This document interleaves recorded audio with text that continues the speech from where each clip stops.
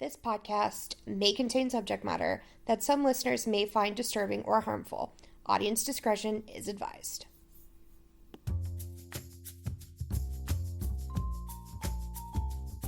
Giving free one-sided therapy to the stars of reality. It's Rachel and Kacie with CBT and the TV. CBT and the TV.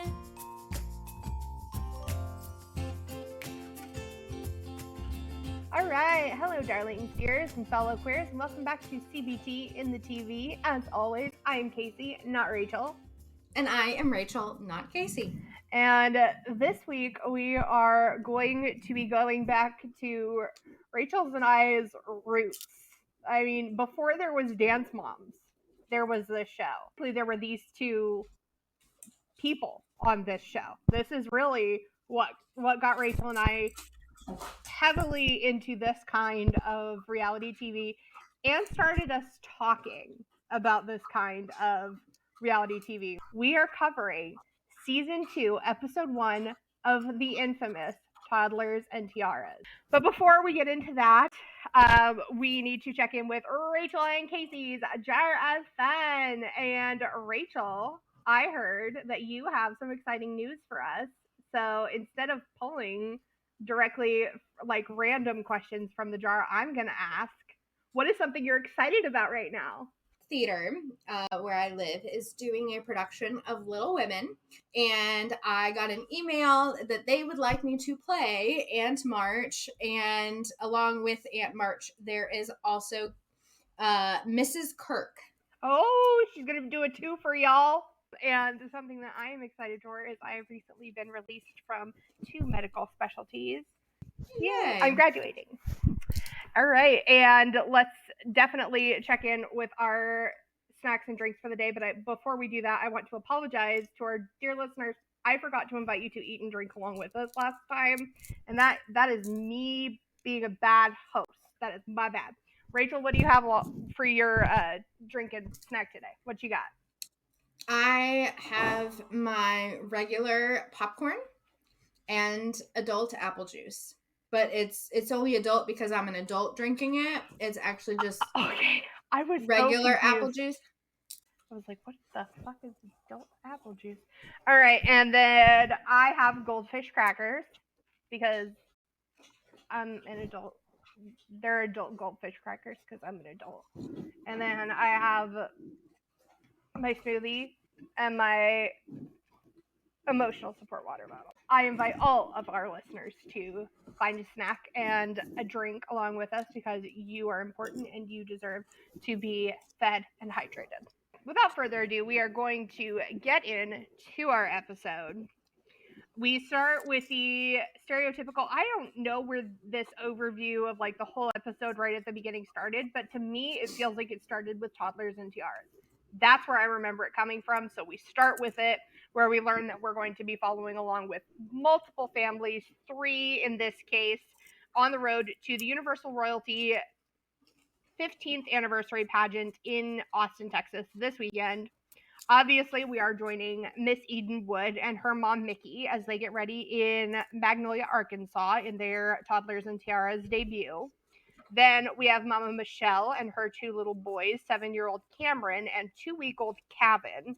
I want to make sure we all understand this. His name is not Kevin, not Gavin, not Calvin, Kevin. Not cabin, like in the forest, but yeah, not cabin with a V. With a V, Kevin. And they are from Universal Royalty's own hometown, Austin, Texas. We learned that they have an extra special reason to be going to this specific pageant.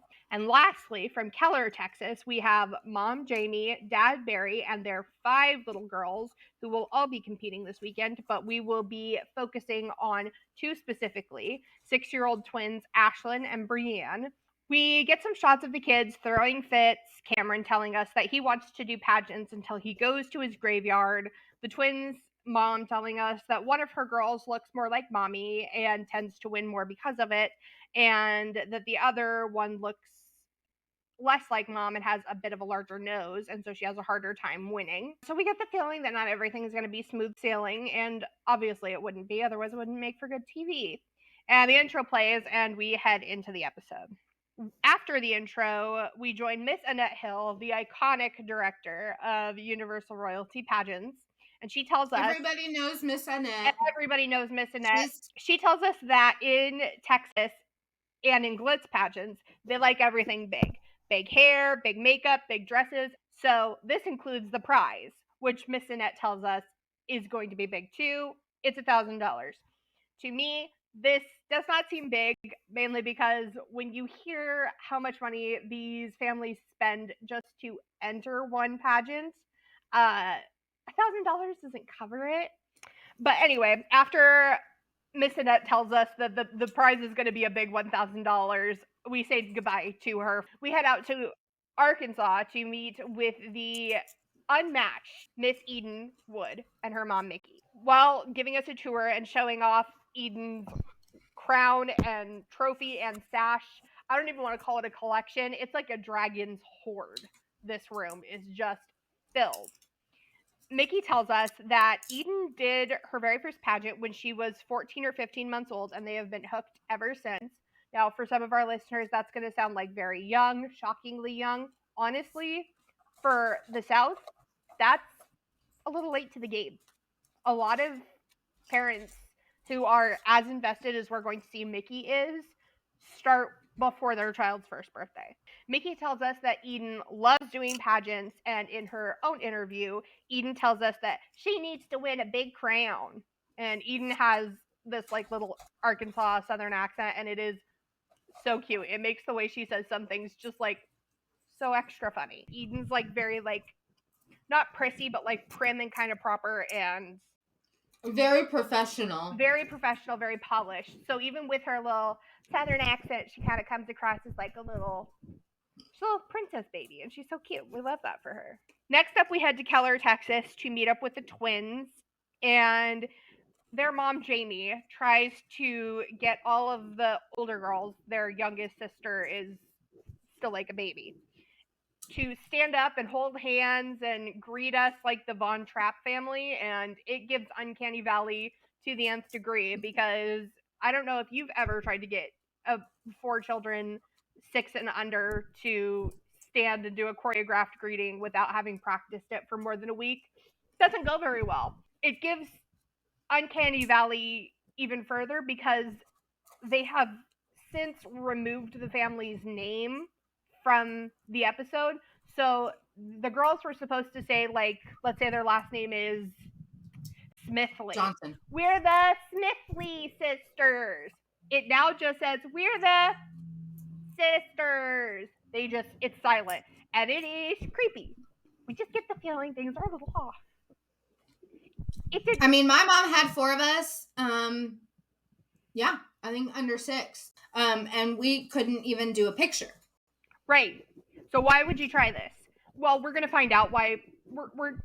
By the end of this episode, it will be very understandable to everyone. Like, you'll be like, of course she did that. Jamie tells us that all 5 of her girls are going to be competing this weekend. Could you freaking imagine? You could not pay me. I wonder if they even, like, considered that you're handling small children when it comes to the scheduling. To me, I wonder if she ever considered that she could, like, this weekend is the twins' turn. This weekend is, the middle two's turn. And this weekend, we're going to focus on the baby. I wonder if she ever considered that. Jamie points out that the twins are going to be competing against each other and that this happens regularly because they're the same age. That's another thing, is like if you broke them up, you could have one of the twins competing and then the next weekend have another twin. Like, but no. We're using the same dresses. Like, yeah, it would save you money. Anyway, she delves right into it, telling us that one of her twins, named Brienne, looks a lot more like mommy and that she tends to win because of it. And that the other twin, whose name is HOTLINE, has a bit of a bigger nose and that she doesn't score as well. I was going to say I'd like to leave out which twin she says is which, but it becomes so obvious later. Rachel, I wanted to ask you if you thought the twins looked that different. Because to me, until they are in their glitz wear with their hair and makeup done, I was getting like, It's like trying to tell my two cats apart. Like, I know which cat is which. right. But They look so much alike exactly that to other people, you wouldn't know unless you knew kind of what to look for. And to me, that's very much like Mary-Kate and Ashley back in the Full House days. Like, once you know, you can tell them apart in scenes very easily. Or like Tia and Tamara Mowry. Yes. Well, actually, I think Tia and Tamara are identical. These two are fraternal. And Mary-Kate and Ashley are fraternal. We then get some interviews with the twins, each of them separately. And Brienne tells us that she loves pageants because she gets to win. And Ashlyn tells us that she doesn't really like competing against her sister because it's hard to win. Jamie then continues on her Brienne wins because she's the prettiest spiel and tells us that Brienne looks the most like her and that she thinks that Brienne is probably the prettiest out of all the girls. And then goes on to describe some more things about Ashlyn's body that she doesn't like, and her nose increasingly like wrinkles further and further in disgust the more she talks about it. She also tells us that personality-wise, Brienne is much more bubbly and more outgoing, and so Ashlyn just ends up taking a back seat to Brienne. And I do wonder who is ever going to tell her that A, it is totally fine if Ashlyn is more reserved and like more of an introvert, and B, if Ashlyn ever were going to come out of her shell, her mom would have to let her. Telling everyone who will even maybe listen that she's a bump on a log is not going to inspire her to start being a bubbly, happy little girl. She's just so discouraged. Like, no duh. She is living what her mother is saying. It's a self-fulfilling prophecy. When someone tells you something about yourself over and over and over, you start to believe it. I think that's true. When you hear something about yourself, especially from a young age, but from any age, over and over and over again, you start to wonder, like, oh, is that true? Am I doing that? But when you hear it as a child, you don't question it. You're like, oh, I am that way. Jamie preps the girls for the pageant by telling them that one of them will win and one of them won't. Which, like, ma'am, there are going to be other girls there. How do you know one of them's going to win?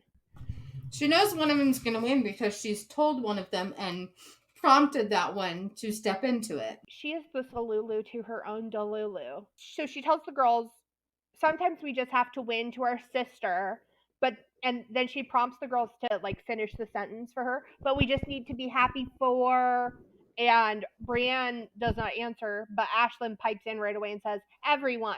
Brienne goes off to play with the crowns, and Jamie goes, yes, Ashlyn, we need to be happy for everyone.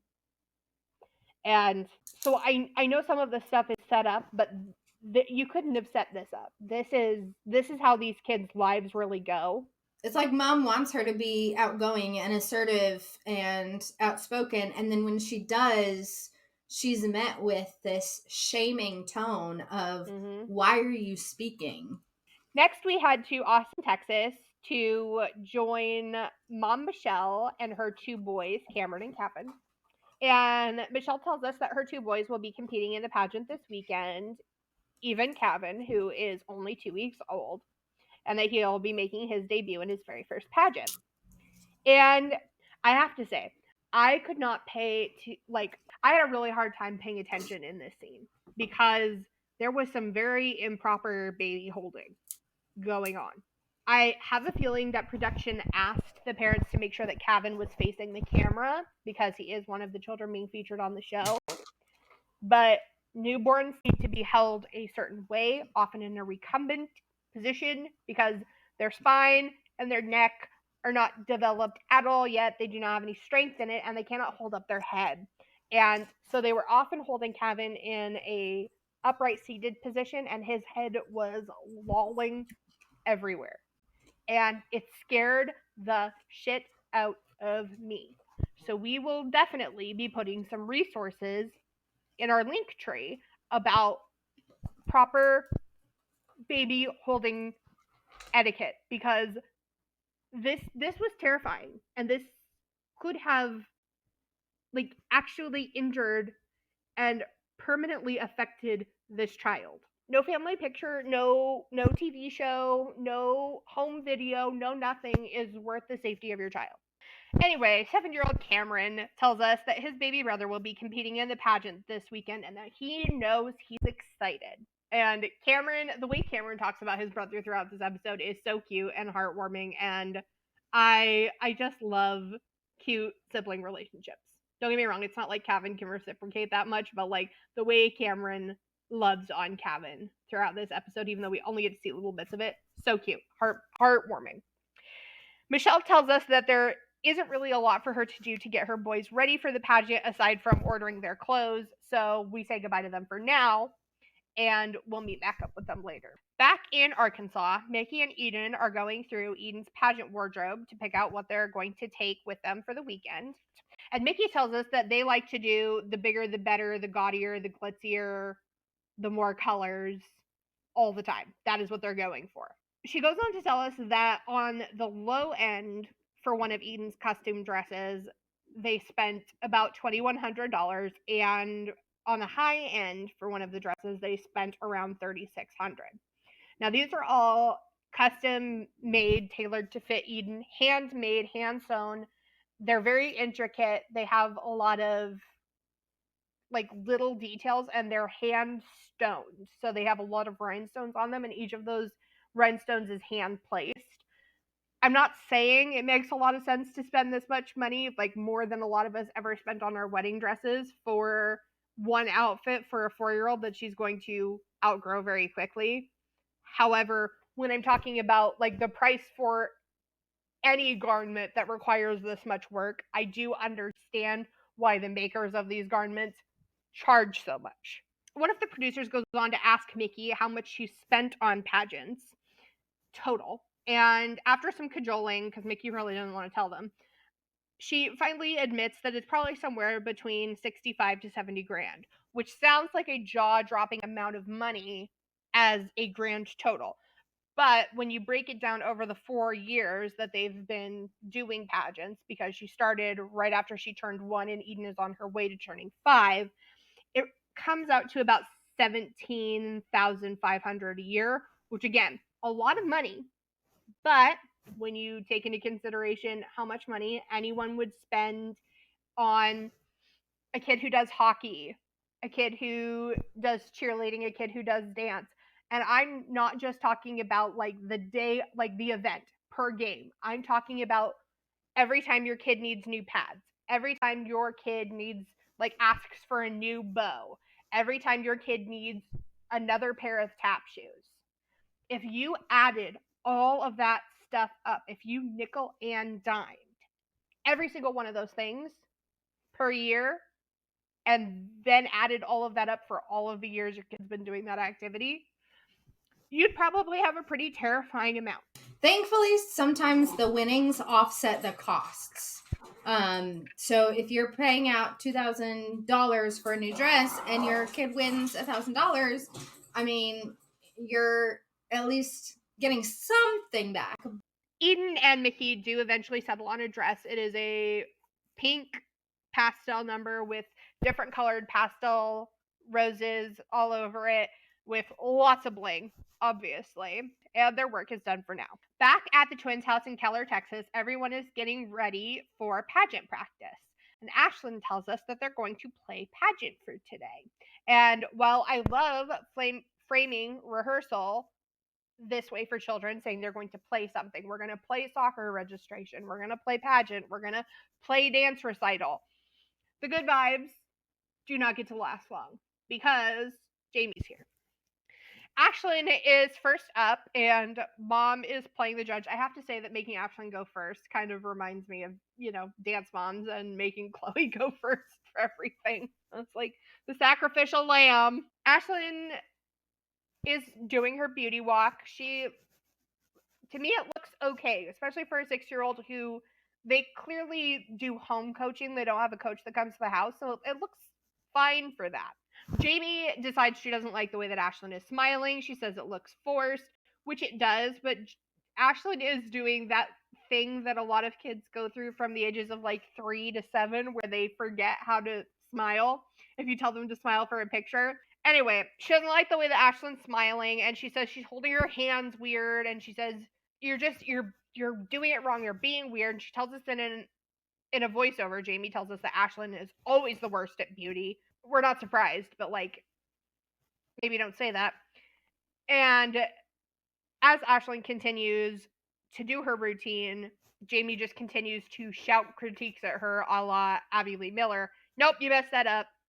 Nope, that was wrong. Wrong again. Until she finally just says, you know what, you're done. You're done for the day. Bree, why don't you come in here and show her how it's done? Ashlyn walks away with her head hanging. Brienne does her beauty walk next, and while her smile seems a bit more relaxed than Ashlyn's, she also seems to be struggling with natural hand placement. And she's not taking her time at each of her marks the same way that Ashlyn wasn't. So there are some things she also needs critiquing on. But she isn't getting the critique. Jamie isn't yelling, and she isn't saying anything. So now both of her kids are being underserved in different ways. So Ashlyn feels like she can't do anything right, and she's going to get all these points taken off at the pageant she's destined to lose. And Bree feels like she's doing everything right, and she's going to get a perfect score at the pageant. And that's not necessarily the case, because she's making some of the exact same mistakes as her sister. In an interview, Jamie starts talking about how cute and adorable Bree is, and that's why she wins all the time. And a part of me wonders if Jamie didn't want Bree to be the only one on the show, but the producers thought that like having twins was a more interesting angle. So this is how Jamie's, trying to spotlight Bree. Back in Austin, Texas, we joined Cameron and his mom at the kids' salon for a haircut. And as an aside, I love everyday places made for kids. I love a kids' salon, kids' medical and dental offices, the special store at the holidays for the kids where they get to go by themselves and pick out presents for their families and get them all wrapped. I love when they like the manicures and pedicures when they specifically have a little chair for them. Chair. I love when we treat kids like part of society and show them that they belong here and that they matter. Those types of things are so good in building that self-confidence of like, I can do it. To me, it says you're an important part of this community, and we value you, and we want you to feel comfortable. And it's like those sensory friendly ones. Yes. Where while Cameron is getting his trim, we find out a little bit more about Michelle's history with Universal Royalty and why they're specifically going to this particular pageant. And Mama Michelle tells us that she was the very first queen ever crowned at the very first Universal Royalty pageant 15 years ago. Michelle tells us that she feels like most pageant moms want a little girl when they grow up to do pageants with, because there are just so many extra things that you get to do with the girls in pageants that you don't get to do with the boys. With boys, all you can do is get their tux and fix their hair. To which I say, this is 100% why we need to smash the binary. No boy or girl, femme or masc, should have to wear glitz makeup at a big dress if they don't want to, and no boy or girl, femme or masc, should be kept from wearing makeup or a big glitz dress if they want to do that. Everyone should get to participate in whatever part of every activity that they want to, as long as it is safe for them to do so. Cameron finishes getting his haircut, and the receptionist at the salon wishes him luck this weekend as they head out the door, and we head back to Keller, Texas, to the twins' house. We are introduced to the girl's dad, Barry, who tells us that he is not a big fan of the glitz pageants, and that the twins having to compete against each other constantly really concerns him. He tells us that at one point he tried fully opposing the pageant thing. It ended up causing a bunch of friction in their marriage, and so he had to compromise. Now, I do get the feeling that Jamie thinks that a compromise means that someone has to give something up to make her completely happy, and I think that Barry thinks that compromise means giving something up in order to cause no friction. Neither of these things are compromise. Jamie asks Barry to help her get the twins' nails done for the pageant, and once they're done, she asks one of the twins to thank Daddy and give him a kiss. The child does say thank you, but she doesn't want to kiss Daddy. Whether she didn't feel like giving a kiss at the time or didn't feel like doing it on camera, both are completely valid. And instead she offers him like knuckles for like a bump it or pound it, whatever you call it at your house. And to me, I thought this was entirely ironic that the child intuitively was like, here's compromise. And Dad gives Knuckles no problem, doesn't say anything, doesn't even seem mildly bothered. But Jamie is completely upset by this and says, "No, kiss him! Boy Knuckles! Ew!" And but it's weird because she does care how she looks, but it's like she doesn't get how she's coming across. I care so much about looking good that I don't care that I look terrible right now. Because I think Like- I'm making myself look good. Personality wise. Yeah, it's so weird. Back in Arkansas, Eden is headed to the pageant studio to meet with her coach, Miss Christie, for a photo shoot. And as Eden is getting gussied up for the camera, we notice that she's becoming increasingly upset and frustrated. And then she gets misted with hairspray in her face. And let me tell you, anyone familiar with Eden's time on Toddlers and Tiaras should remember that this kid and hairspray, they don't get along. And so she becomes completely overstimulated and starts whining that she doesn't want hairspray and she doesn't want to do this. And so Mickey pops in with an interview to tell us that Eden is not at her best today and that when she gets like this or is having a diva moment, that this is when the hand puppets come out, and these are just as iconic as Eden's hatred of hairspray. These puppets are named Billy Bob and Bobby Sue, and it is important to note that these aren't actually puppets, they're just Mickey's hands, but they're put together, think like shadow puppets, but without the shadow part. But Eden absolutely loves it, and honestly, that's what matters here. Eden tells us that Billy Bob and Bobby Sue are they're her best friends. And we see some shots of her interacting with the puppets, like one where she gets really frustrated with Billy Bob and sends him back to his hidey hole. Because when they're that young, they sound so mature with a southern accent. It's so funny. So the way she says, like, "I did not say I wanted lipstick, go back in your hidey hole." It cracks me all the way up. We head back to Austin, Texas, and join Cameron as he's getting ready to practice his talent routine for the pageant. And he tells us that he's going to be doing some magic and telling some jokes. And he also tells us that he's like the funniest person on earth. We get to watch him practice some of his act, and while I'm sure 100% of this act seemed totally harmless at the time, watching it now with all the things that we've learned about how to protect your kid from ending up in situations where they could be groomed, let's just see that a lot of the content ends up giving 2010's Nickelodeon kids humor. Some of the jokes wouldn't not be at home in an opening act for Miranda Sings. Like, there's this one where he's supposed to be doing the never-ending hanky trick, where he pulls out a hanky and it just keeps going and going and going. But the hanky does end, and it ends with him having accidentally magically removed an article of clothing that kids would think is funny. Most adults would find uncomfortable, except for the adults that would find it, like, too comfortable. I'm not particularly judging or upset with Cameron's mom here. It's completely understandable that this was come up with given the time we were in. This kind of humor was everywhere. We were in the era of Captain Underpants. I also feel like it was intentionally more of a comedic routine than an actual magic routine. No, it's something called comedy magic, which is its own special genre in the magic community. And I love that he was doing it. It's like watching a lot of the stuff that Rachel and I watch for this particular podcast. It's like, why is that happening? I mean, I know why it's happening, but why is it happening? It's that. So I'm not upset with Michelle. I just feel bad that like this now lives on TV, on streaming services in perpetuity. Unfortunately, we don't get to stay back in the land of good vibes even when things feel a little icky. Things, at least at Cameron's house, are supportive. We're going back to the twins' house in Keller, Texas, and Mom Jamie is having them pick out their dresses for competition.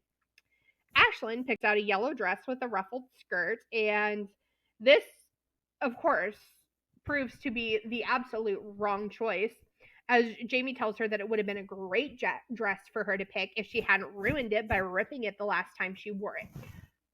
I hate when parents frame things this way for children. Well, that would have been great if you hadn't done this. Like, that's sarcasm.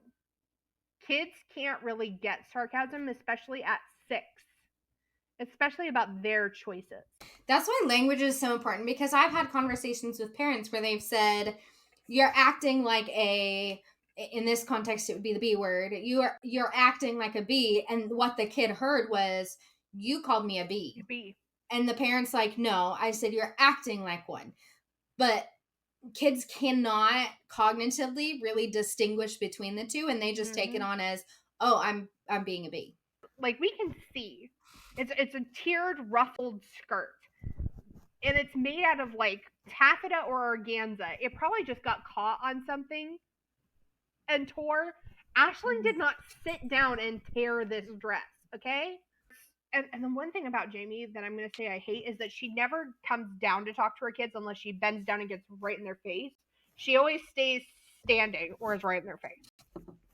And she starts asking Ashlyn the same question, slightly different words, over and over and over again, without giving Ashlyn the chance to answer. Did you see that you ripped it? Did you know that you ripped it? Do you know how you ripped it? Do you know when you ripped it? And Ashlyn's kind of like shrinking away, obviously, because this is very intimidating. And she has no idea. I'm just so angry about this whole thing. And I wanted to know, Ray, if you could tell us what is happening for parents when they do this. They're dysregulated, for starters. They don't know how to channel that energy. I don't even think sometimes they know what they're feeling. I think in this context, the mom was feeling very high strung, very anxious. So I don't think it was necessarily anger. I think it was, oh my gosh, I spent so much money on this and now it's ripped. And so that's frustrating to me. And I don't want to blame myself. I don't want to. What would you recommend for parents when they realize they're starting to get dysregulated? Tell them to take a time out. I literally tell them, when you recognize that your child is dysregulated and you're feeling a little bit more dysregulated, you can model for them and say, hey, listen, mommy needs a timeout for a few minutes, but we're going to talk about this after mom calms down a little bit. Make sure that you come back to it, so that mom could have taken a moment, calmed herself down, come back and said, hey, Ashlyn, honey, this dress was really expensive. And so we don't want to be playing in it. We can play when we take it off because we don't want to rip it. Anyway, during this, Ashlyn does find the place where her dress is ripped. And Jamie starts telling her that because it is ripped, she's going to lose points for it. And Ashlyn starts crying and says that she doesn't want to lose any points. And Jamie goes on to tell Ashlyn that if she doesn't take care of her things, she is going to lose. And Ashlyn eventually says, like, it's okay, Mama, we could just get another one. And don't get me wrong, I expected Jamie to like blow up and be like, you think I have money for another one? But somehow she found out a way to have an even worse response. She says she does have she's like, well, I do have a new dress coming, but I think it's only going to fit Brienne. They're like the same size. In an interview, Ashlyn tells us that her mom told her that she was going to try and fix the dress, but that if she doesn't have time or if it doesn't work, they're just going to cut it. And the scene ends with Jamie muttering under her breath how this is just one more thing she has to do and that she really doesn't have time to deal with it. And Rachel, I was wondering if you could tell us anything about what happens for children when they hear their parents muttering under their breath about them. I think, I'm going to less look at this from a developmental perspective and more as like a personal perspective. Right now it's pageant time and we're in pageant dress, and like that sort of constructive thing, like you can't be playing right now, is much different than, you're just always going to be messing up. Yeah, and I think something that is easy to overlook when we're talking about these particular moments regarding like little kids, these moments will have an impact on your relationship with your child for the rest of your lives. The axe forgets, but the tree remembers. It's like that one, I guess it's a meme, but it's kind of a video, but it's like, of course you don't remember that, really traumatic thing that happened where I remember every single detail because for you it was just a fucking Tuesday. All right. Back at the photo shoot in Arkansas, little Miss Eden is still battling with the evil Aquanet. And Mickey tells us that Eden has been running a fever today, but that if Eden's really sick, they won't go to the pageant. This is where I want to point out that Mickey is a teacher. And I just feel like, as a fellow teacher, for the most part, we don't love when parents send their kids to us when they're sick, or play the wait and see game, as in wait and see if they get sent home from school instead of just keeping them home from school in the first place, even though we know they're probably too ill to be there. So it really irkened my gherkin that Mickey did this. But it does bring up another important point, that as much as we like to think that teachers will make perfect parents, there's no such thing as. I have seen therapists who work with kids who themselves struggle to take feedback from another professional. Therapists don't make perfect parents either. Am I saying that Mickey is a bad mom? Absolutely not. Do I think that she needed someone to give her a reality check in this moment? Absolutely yes. Am I saying that the teacher parents in our listeners' lives definitely need a reality check? No. But am I saying that if you see something that feels truly physically unsafe, should you say something even though they are teachers? Yes. I do not mean if you see something that you don't agree with, like if they let their child transition. This is not abusive. Coach Christie tells us that most people at glitz pageants turn in 5 to 8 photos every time they compete, but not Mickey. Mickey is different. She wants a stack, and Coach Christie holds her hand about 3 Bibles worth apart and says she wants about this many. So we get the feeling that they probably already have more than enough pictures. Each time Eden gets to take a break from smiling for the camera, we watch her getting droopier and droopier and droopier and droopier.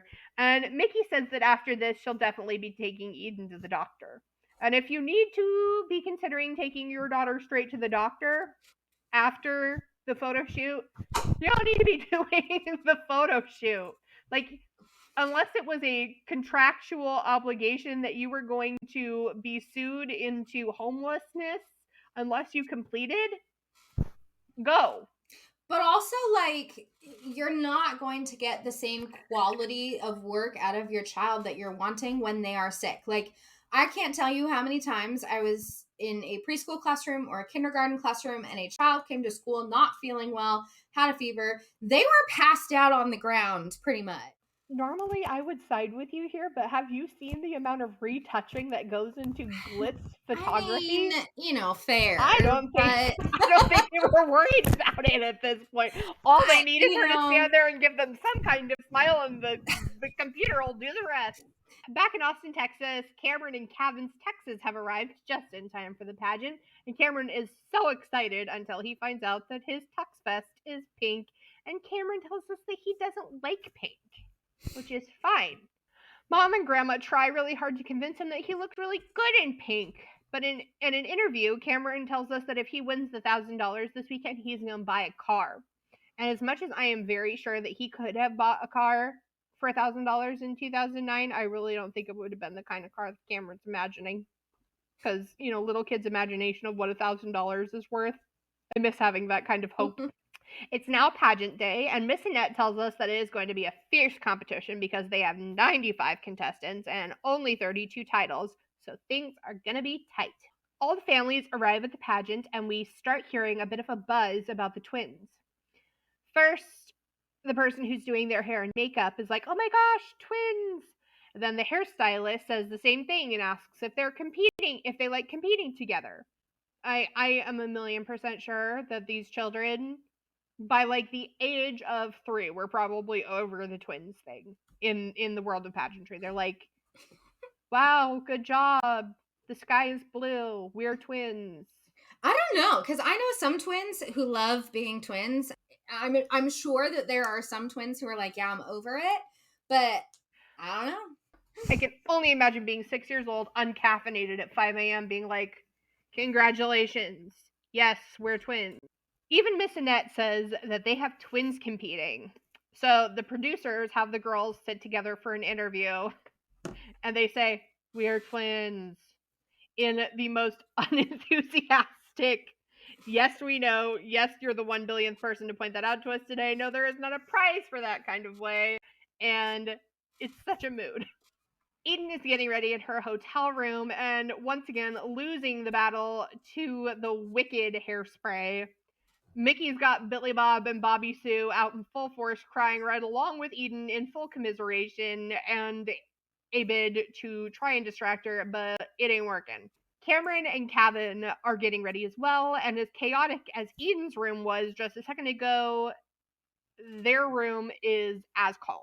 Michelle tells us that it really doesn't take long for her to get the boys ready for the stage. She just puts their clothes on, especially in the case of Kevin. You get him dressed, he's done.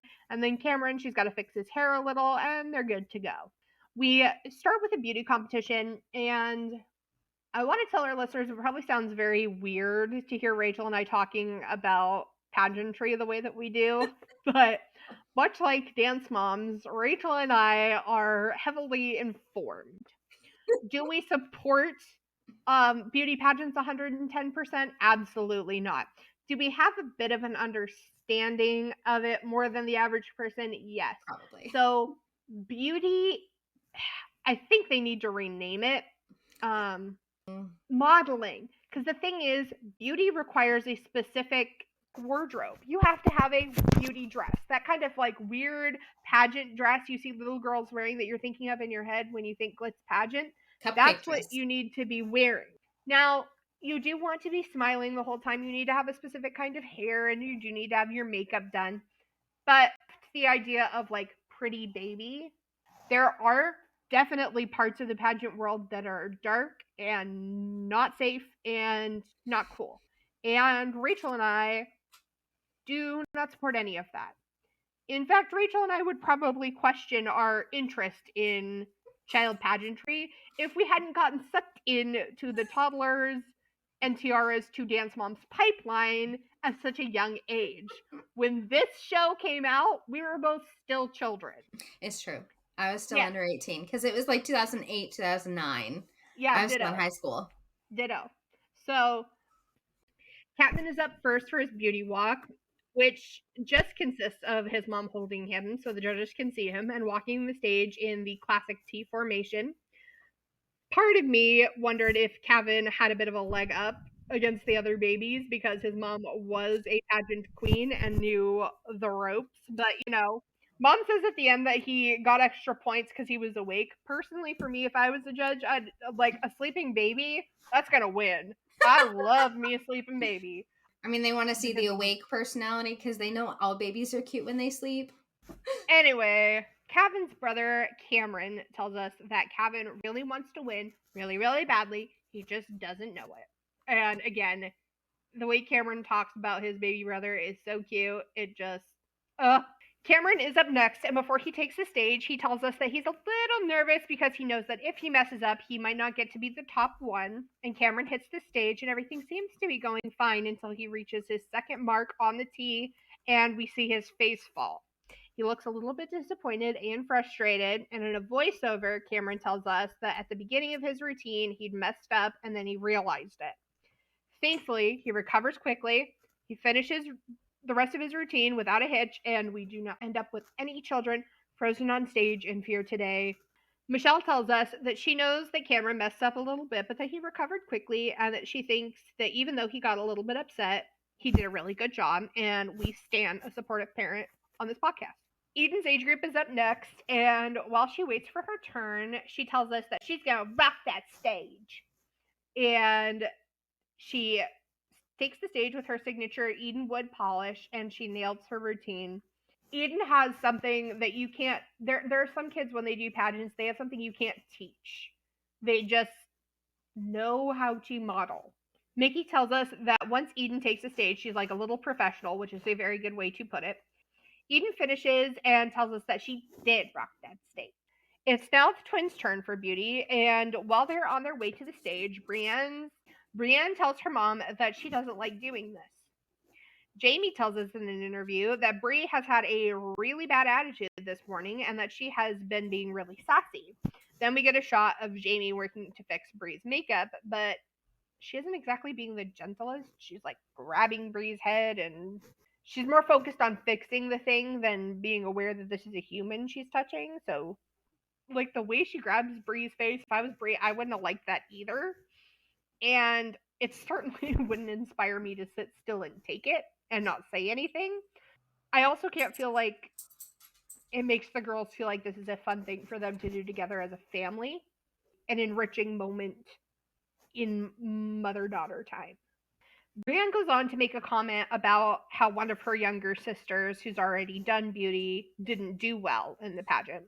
And Jamie yells at her and tells Brienne that she's being ugly. I did want to ask Rachel what we think of describing children's behavior as ugly, or sometimes we hear parents say you're being witchy, although they don't call them bitchy. I have utilized certain words with kids, like, hey, let's make happy choices. Let's not make sad choices, because sad choices make us feel sad. And I think expressing them as like a means of the feeling outcome to build that empathy is different than being like, you're acting really ugly, because it just doesn't help build that empathy. What does that mean? Because we know ugly is like a certain look. There's nothing really emotional about it, so it's not really going to connect with kids the same way, because their amygdalas right now are the ones controlling their brain. So if you can connect to the feeling, that they're going to understand that better than the frontal lobe. What does ugly mean? I also wanted to ask what we think is up with Jamie's potential obsession with all things pretty and ugly. I feel Adjectives. like she believes that pretty and ugly are objective terms when they truly are not. I do think that some of it is that potential hint of leaning narcissism.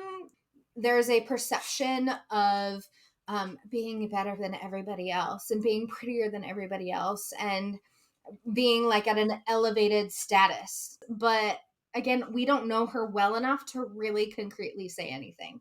Jamie tells us that she was so busy getting the other 4 girls ready for the pageant, and that having 5 girls competing at the same time is so stressful that she completely forgot to fix Ashlyn's dress, but that Ashlyn is handling it really well, much to her surprise.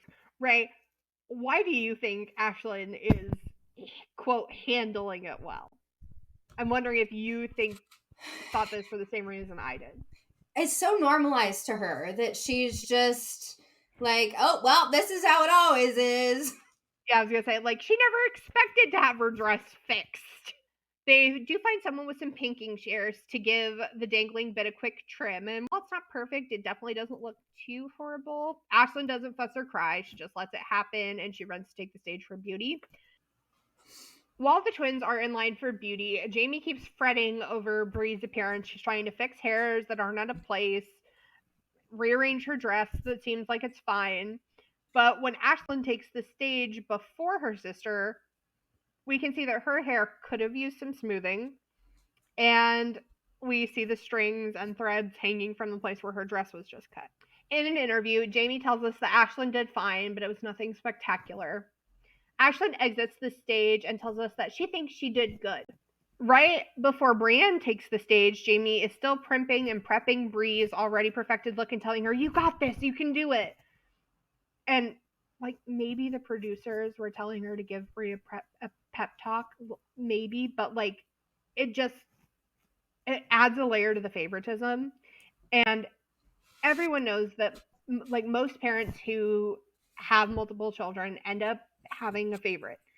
It's a natural thing to have happen. I'm not villainizing it. There's going to be one you get along with better or who has the same sense of humor as you. But it shouldn't be based entirely on looks. And you also shouldn't make it so explicit. My script's like, you shouldn't be this open about it.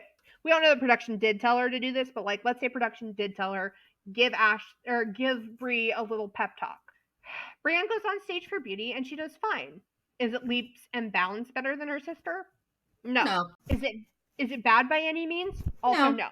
Jamie tells us though that she did just great. She had full confidence in her. That Brienne just loves the stage. She's a natural. And I wonder if her other kids would meet her expectations if she had confidence in them. Yep. I also hate how much this episode is starting to sound like Dance Mom. Yep. With beauty over, the families head back to their hotel rooms to change for outfit of choice / talent. There's outfit of choice, and then there's talent. Some of our contestants will be competing in one, some will be competing in the other, some will do both. As Jamie heads back upstairs, she tells us that this is usually around the time that everyone starts getting tired and crabby. And I've said it before, I'll say it again. Events like this need a built-in nap break. Because travel, for one thing, and two, like, performance and getting ready for performance is so exhausting. But being a kid and oftentimes being given extra sugar or energy drinks or whatever it is, and there's so much stimulation that these kids are so tired by the end of it that they need to build in nap breaks. Yep. Back in the hotel room, the twins are fussing over who's wearing what. Jamie's getting overwhelmed. She yells at the girls that they're being ugly again and that they're being difficult and that she's just going to leave. And while I fully support stepping away for self-regulation, please try not to tell your children that you're leaving them because they're being difficult and ugly. They will not be able to understand any of the ways that you meant that. They're just going to hear that you're leaving them and that you think that they're ugly and difficult.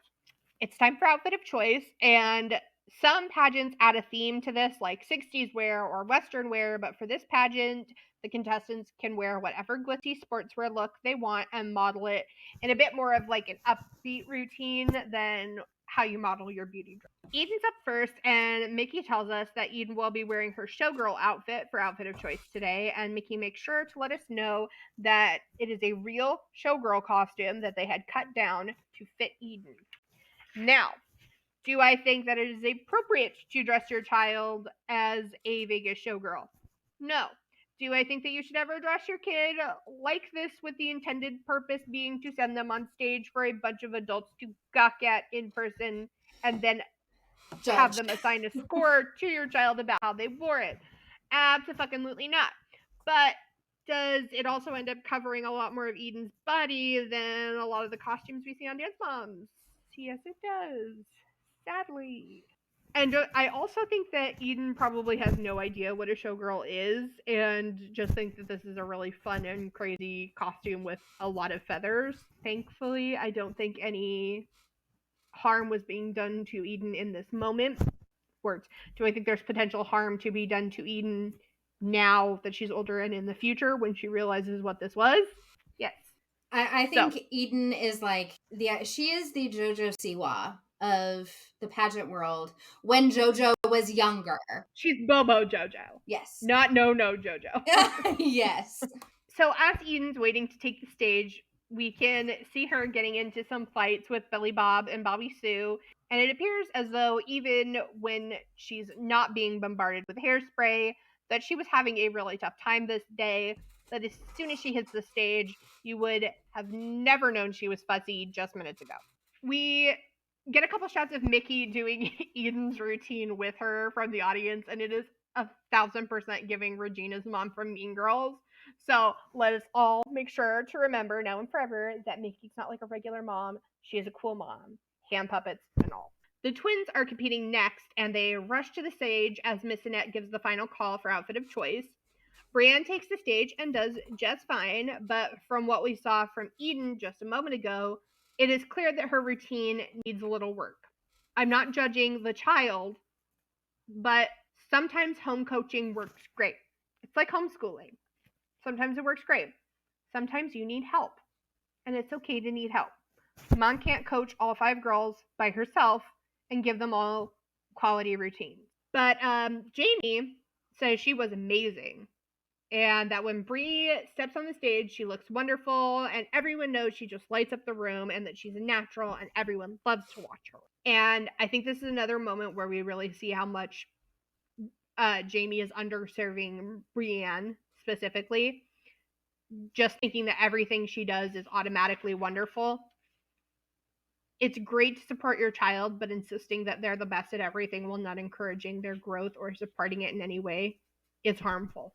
Ashlyn is next, and her routine does seem to have a little bit more choreography to it. And aside from some difficulty holding her smile, which takes a lot of stamina for in a pageant, you're like Barbie smiling for like 2 minutes. Ashlyn does seem to do well. Of course, Jamie tells us that Ashlyn just seems so forced, and that makes her so much more difficult to watch, and much more difficult to watch than her sister. And I just have this image of her being an older child now, Ashlyn, and her parent bringing her to me and saying, "I don't know why my daughter's depressed," and me assessing the situation and going, "Well, I can tell you why your daughter is depressed," and her saying, "No, I'm not the problem." It's now time for the talent competition, and our contestants head off to ready themselves. Cameron is up first, and he is ready to do his comedy magic show.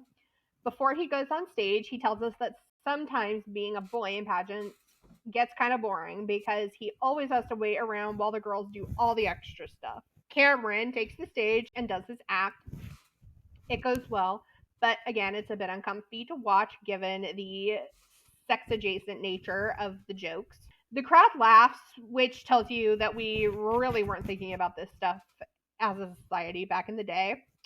And as Cameron exits the stage, Michelle tells us that she thinks that he did a great job, that everyone thought he was funny, so she thinks it went well.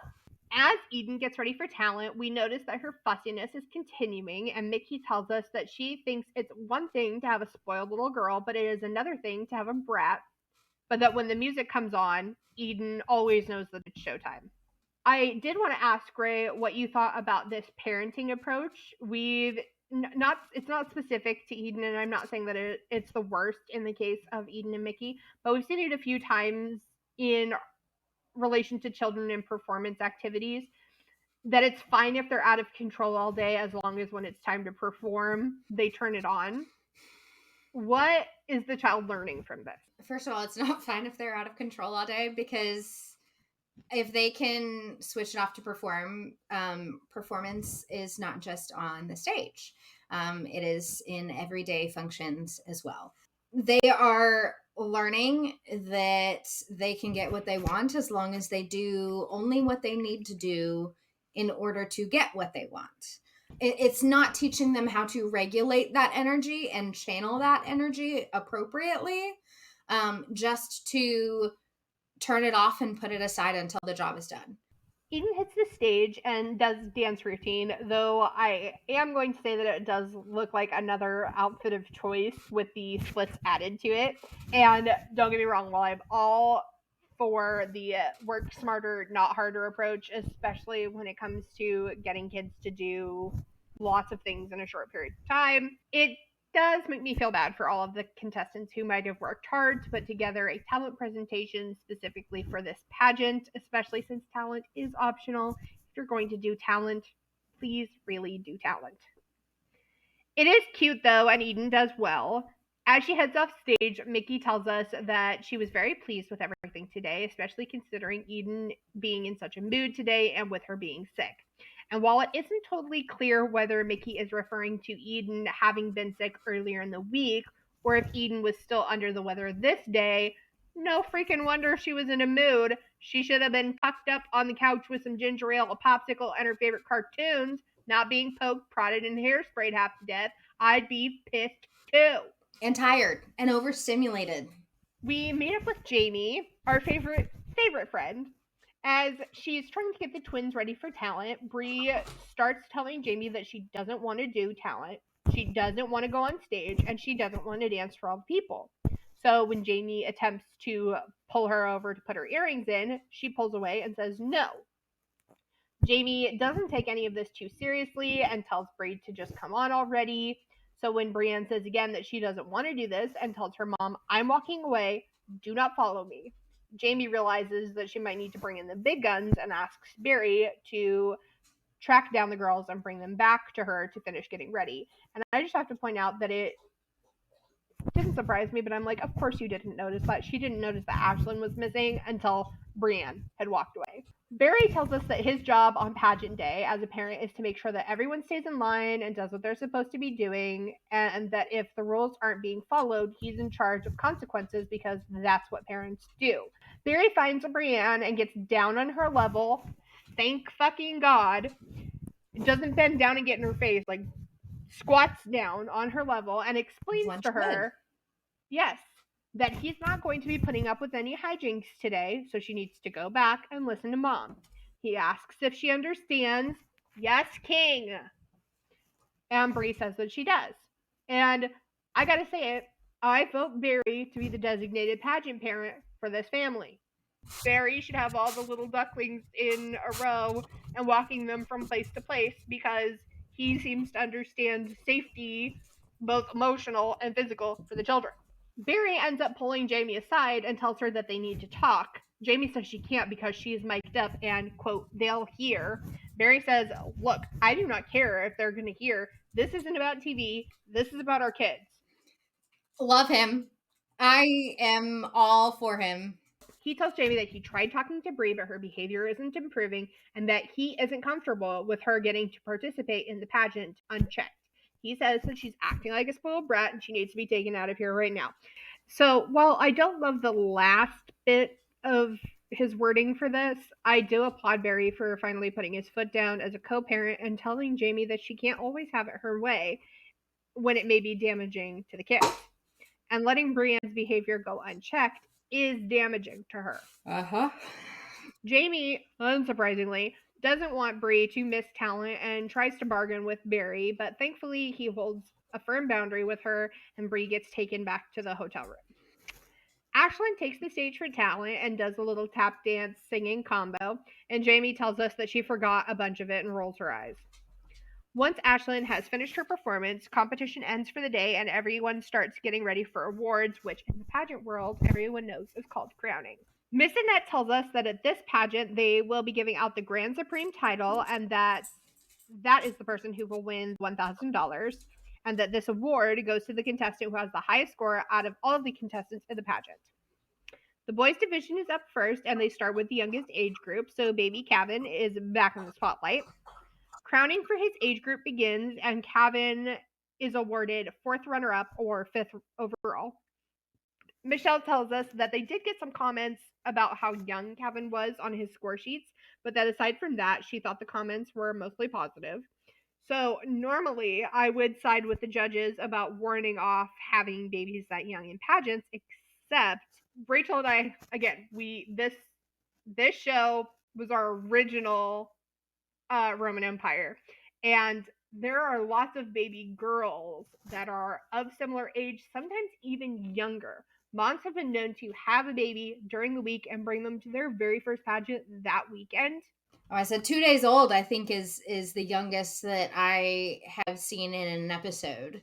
It's like 2 days. 2 days, not 2 weeks, 2 days. And they win decent awards in the infant category for the girls. So the judges think that is just so cute. So in this case, I can't help but feel like this has a whiff of sexism and some mom shaming to it, and I don't love that part. The bigger boys age group is up next, and Cameron wins several extra awards. Some pageants you can put in for these, you have to pay extra to enter them. Some pageants, everyone is automatically entered in them, and I think in Universal Royalty, everyone is entered. He is named most handsome and most talented. He also wins first place in his age group and is crowned Universal Royalty King. In an interview, Cameron tells us that he won King, got a crown, and it was awesome.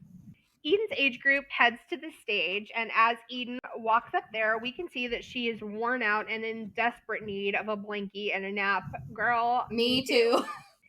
Eden wins several of the extra awards. She wins Best Dressed, Most Beautiful, Most Photogenic, so I guess the giant stack of photos paid off. Not excusing the extra photo shoot. I don't think that was necessary. And she also wins Best Outfit of Choice. And I will say that every time Eden gets another trophy and her name gets called another time and she gets to put her hand up, she perks up just a little bit more and a little bit more, and her eyes open wider, and she smiles a little bit brighter. And not that this excuses sending her up there instead of letting her skip crowning for a movie and a nap. But it's still like, as a TV show, gave me a giggle. If this was a scripted thing, I would have thought it was the funniest thing on the face of the planet. The fact that it's real makes me a little sad. I also don't think that Eden would have wanted to miss this. I think she loves pageants so much that if her mom said, hey, you missed crowning, she would have been like, I hate you. Why'd you do Yeah, that? that's why I'm saying, like, maybe don't tell her. Maybe let her fall asleep watching a movie and then just, like, take her out to, like, distract her. Sometimes your kids don't need to know things. I'm all for honesty with your kids, but when it comes to their physical safety, like, sometimes just, Eden would have asked. you know. Eden would have asked, though. I don't think that Eden would have just been like, oh, okay. Ashlyn, maybe. I think she might have been loopy enough this weekend that you might could have gotten her, like, I don't know. And sometimes if your kid's upset, but I don't think that this was the right call. Crowning for Eden's age group continues, and they announce queen for her group, and it's not Eden. Now, for those of our listeners who aren't in the pageant, no, you might think that this means that Eden didn't win anything, but that couldn't be further from the truth. For those of us in the pageant, no, we know that this means that she won a higher title and a bigger prize, and she has polls, which means she will be coming back later to claim a bigger crown. It's time for the twins' round of crowning, and in an interview, Ashlyn tells us that she'd be really excited if she won, and Mom Jamie tells us that Ashlyn really struggles on stage, so she'd be surprised if she won anything. Again, I mean, imagine that your child, like, loves to do something that's fun and is not like, you know, they're not going to make it to Broadway or anything, but you're like, stop singing. You're a terrible singer. like, it drives me so crazy when I see people treating kids this way. It's like, anyway, Ashlyn wins third runner-up or fourth place overall, and Jamie tells us that she's surprised that Ashlyn did that well. Brienne is still missing from the lineup, but she does get called as second runner-up or third place anyway, and Mom and Dad are quick to call out that she's sleeping, and that's why she's not here. Miss Annette goes on to give out a special award in this age group, the Director's Choice Award. Annette tells everyone that this award is extra special because the recipient was chosen specifically by Annette herself along with the judges as someone who was just shining through a little extra, standing out and touching their hearts more than anyone else in the pageant. And this award goes to Ashlyn. I don't know love if it. I'm gonna cry. If there was a way to flip off the mom in front of the kids without actually flipping off the mom, this would be it. It's like do you see that other people think that your child is like the coolest, cutest, sweetest person on the face of the planet, and you need to pull your head out of your butt? And honestly, I think Ashlyn will remember that and look back at that and be like, somebody saw something special in me. It might not have been my mom, but somebody other than my mom did. And that's what keeps me motivated. But I also think, like, how obvious does it have to, like, people can see, like, this is not just happening behind the scenes. Like, people can see from the outside that something is a little bit different and something might be a little bit off. And we don't want that to be the case. Yeah. Jamie, of course, can't say anything truly good about this child. So she says she didn't ever think that this award would go to any of her girls, but especially not Ashlyn. Annette tells us that Ashlyn really touched her heart and that she was just so sweet and that they could really tell that she'd worked hard and was doing her best. And again, I am so glad that someone saw that and made sure that they told Ashlyn that she was special and they commented on it publicly. Because one of the things that is so important with people in general, but especially with kids, is you need to correct them privately and then commend them publicly. And Ashlyn is getting so much of the opposite. If Mom wanted to see more from Ashlyn, we praise in public the things that we praise the behaviors that we want to see more of. Even if it's just like a split second that you see it, you praise that. And then okay. And she will smile more. She will have more confidence and she'll do more of what you want to do because you're praising her. Ashlyn is really, really excited about the trophy, and she just keeps repeating, I really wanted one and I got one. I really wanted one and I got one. And it almost made me cry. Eden is crowned Ultimate Grand Supreme. She wins the $1,000. Eden tells us that the judges left her and she won Grand Supreme and that her crown is so big it can't even fit on her head. She's so cute.